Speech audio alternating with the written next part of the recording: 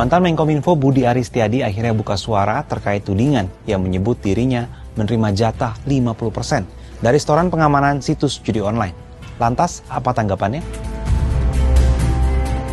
Keterangan Budi Aris disampaikan usai mendatangi KPK di Jakarta Rabu 21 Mei 2025. Budi menyebut kedatangan ke KPK tidak terkait kasus hukum apapun. Ia mendatangi KPK terkait program Koperasi Desa Merah Putih yang digawangi oleh Kementerian Koperasi yang dipimpinnya. Saat ditanya terkait namanya yang masuk dalam dakwaan kasus pengamanan situs judi online, Budi hanya menjawab dengan singkat. Nanti aja, enggak. Nanti ketenggelep. Gusti Allah, boten sare, Tuhan tidak pernah tidur. Selesai. Kemudian saat ditanya akan konfirmasi ulang oleh kepolisian soal kasus judi online, Budi justru mengatakan lagu lama kaset rusak. Ya, tuh itu aja dikutip tuh, lagu lama kaset rusak. Dugaan keterlibatan Budi Aris terungkap dalam surat dakwaan terdakwa suap pengamanan situs judi online dari tindakan pemblokiran oleh Kemenkominfo atau saat ini bernama Kementerian Komunikasi dan Digital Zulkarnain Apriliantoni. Dalam salah satu bagian dakwaan disebutkan praktik penjagaan situs perjudian online di Kemenkominfo dan tarif sebesar 8 juta rupiah per situs. Uang penjagaan yang terkumpul itu akan dibagi dengan porsi 20%, 30%, dan Budi Aris sebesar 50%.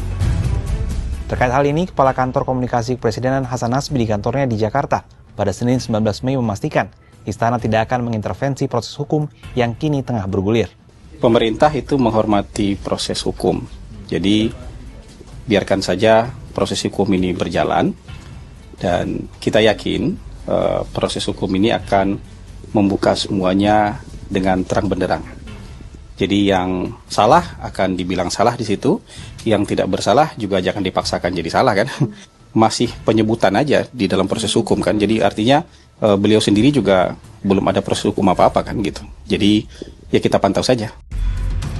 Kasus judi online tentunya harus menjadi perhatian serius dari aparat penegak hukum.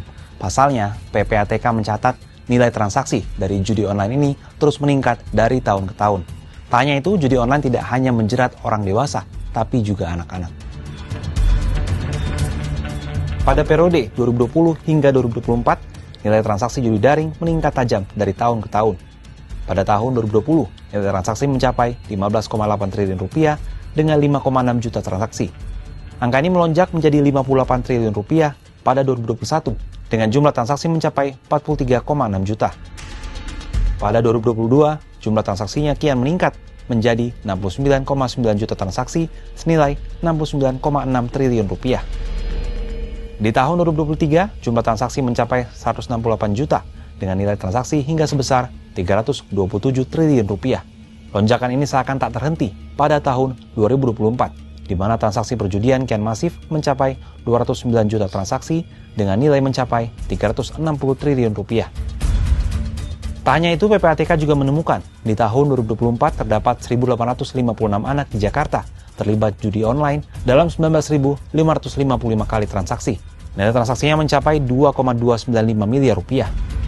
Anak-anak tersebut memiliki rentang usia di atas 17 tahun sebanyak 1.309 anak, 11 hingga 16 tahun, 441 anak, dan di bawah 11 tahun, 106 anak. Temuan PPATK ini tentunya mengejutkan. Pasalnya jerat judi online terbukti telah terjadi hampir di seluruh lapisan masyarakat, tak terkecuali anak-anak.